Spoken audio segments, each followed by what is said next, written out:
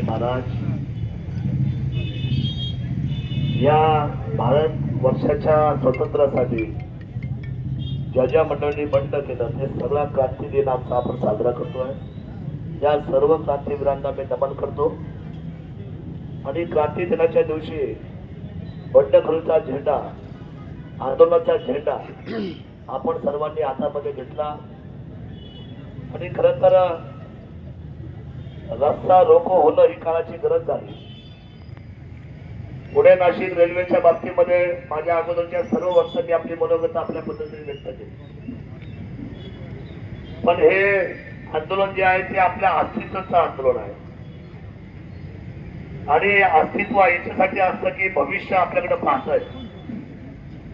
आणि ते भविष्य जर आपल्याला सुरक्षित करायचं असेल तर हे आंदोलन होणं ही फार महत्वाचं आहे.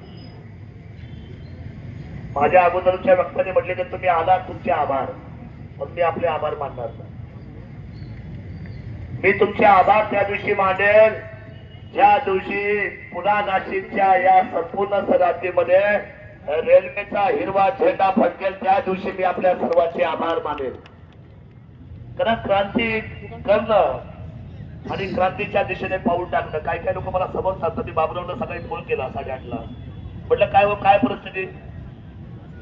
म्हटलं पाऊस येल्यामुळे लोक इकडे तिकडे.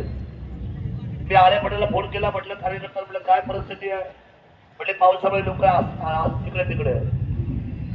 एक दिवस आठवा, 75 वर्षाचे योद्धा शरदचंद्रजी पवार साहेब ज्या वेळेला पावसात उभं राहून बाईकवर 2 शब्द बोलले आणि संपूर्ण महाराष्ट्रामध्ये त्याची लाट आली. याचा अर्थ पाऊस असो ऊन असो आम्ही हटणार नाही आणि आमची रेल्वे आम्ही घेतल्याशिवाय राहणार नाही. हा निर्धार तुम्हाला करावा लागेल. नाही मला पाऊस लागेल, मला सर्दी होईल, माझ्या अंगाला चिखल लागेल. आता हे लाड चालतील का वापस नाही? अशा लाडाने क्रांती होईल का? छान छान कपडे, छान छान बोलायचं, छान छान गाडी, हे नाही होत. असं उतरावं लागेल, तन मन धनाने लढावं लागेल. आणि लढता लढता आणि या अटक काय ठीक आहे हो.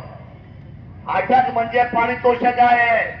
1 लाख लोकांचा जेल भरून करा, ती लोक जेल भरून करायला तयार आहेत. अरे काय चाललंय? हल्ली आपल्याला म्हणजे लढायची आपल्या म्हणजे अंगामध्ये ती भूमिका राहिलेली नाही.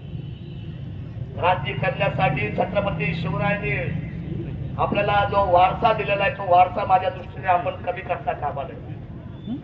केंद्राचं सरकार कितीही बदलायचं असू द्या, पण त्या सरकारने आपली नोंद घेतली पाहिजे. राज्याच्या मुख्यमंत्र्यांना आम्ही आता अधिवेशनामध्ये सगळे आमदार जाऊन भेटलो आणि सर्वांनी सांगितलं तुम्ही नेतृत्व करा या पुणे नाशिक रेल्वेचं. आणि त्यांना आम्ही पत्र व्यवहार केला, त्यांनी तो मान्य केला.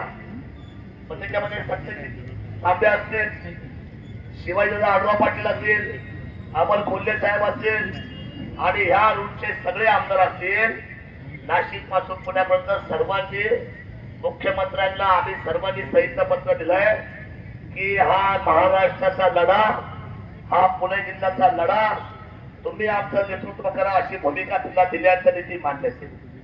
आता विषय असा आहे की त्यांनी जरी मान्य केली असेल पण दिल्लीला महाराष्ट्र काय आहे. जसं एक कालची म्हण होती, हिमालयाच्या मदतीला सह्याद्री धावून गेला. गेला तुम्हाला माहिती आहे सर्वांना? अहो माहित आहे का? हिमालयाच्या म्हणजे दिल्लीच्या तख्ताला महाराष्ट्राची साथ मिळाली. आज दिल्लीकरांना आमचं सांगणं आहे, महाराष्ट्र झुकला नाही आणि महाराष्ट्र आम्ही झुकून देणार नाही.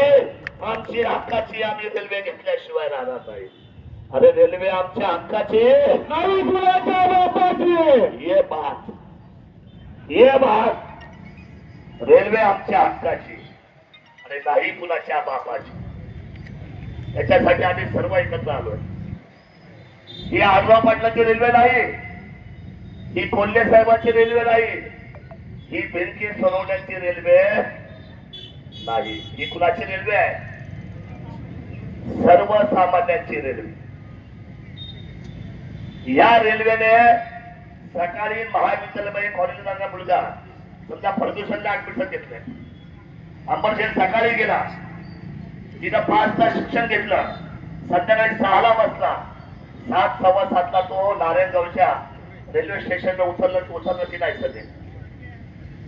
मग तिथे फ्लॅट घ्यायचा, आई वडिलांनी कर्जबाजारी व्हायचं, त्या फ्लॅटचे हप्ते फेडायचे आयुष्यभर, स्वतःच्या पोटाला खायचं नाही.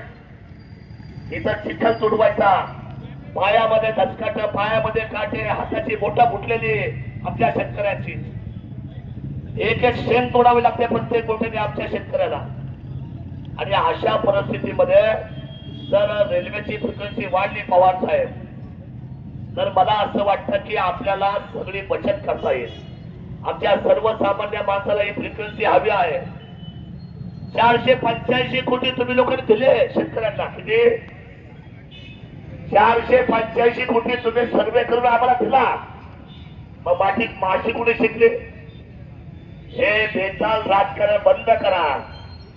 आणि जर आता जर आम्हाला तुम्ही खाली उतरून रेल्वेच्या आंदोलनामध्ये आम्ही इशारा दिलेला आहे, आणि तो पण क्रांती दिनाच्या दिवशी जर रेल्वेच्या बाबतीमध्ये आम्हाला निर्णय आला नाही, आणि मला खात्री देतील, द्यावं लागेल.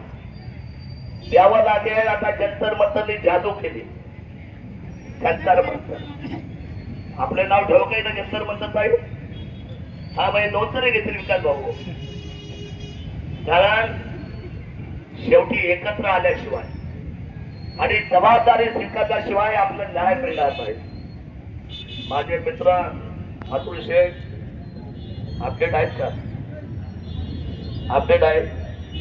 हे उभाटा नाही आहे. थोडा हसवलं पण पाहिजे. किती कम्प्लीट होणार एवढ्या होणार. ते वरती आजारी येते म्हटले, मला काहीच नाही. अपडेट म्हणून सांगतो, हा विषय 2022चा आहे साहेब. आपल्या काळात अपडेट राहणं फार गरजेचं आहे. आता आपल्याला अपडेट राहावं लागेल. या रेल्वेची आज सुरुवात केली. एक तो सिर्फ साखी आहे.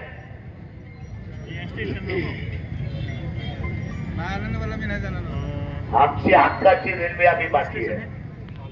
ती रेल्वे आम्ही घेणार.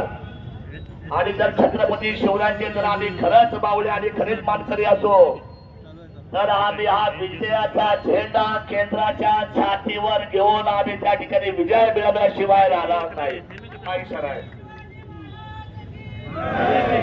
मला अवघड काहीच वाटत नाही. फक्त यायचं आणि जमायचं. किती सोपं आहे आंदोलन. गुजराती शिकवतात. पण त्या लोकांना मला जाऊन उद्या आम्हाला जायची वेळ आली. मला सगळ्या लोकांना थोडंसं जरा आपल्याला बोलावं लागेल ना सगळ्या भाषेमध्ये. त्यांना त्यांच्या भाषेत सांगू आपण की आता आमची परिस्थिती काय आहे. याचा आपल्याला इंटरेस्ट होत नाही म्हणून आम्ही तालुका पर्यटन झाला. आणि आज या सगळ्या गोष्टीमध्ये जर आम्हाला विमानतळ इथून गेलं, पुरंदरची लोक मालामाल झाले संतोष आहेत. पण त्याचं दुःख नाही आम्हाला. ते आमचे शेतकरी आहेत.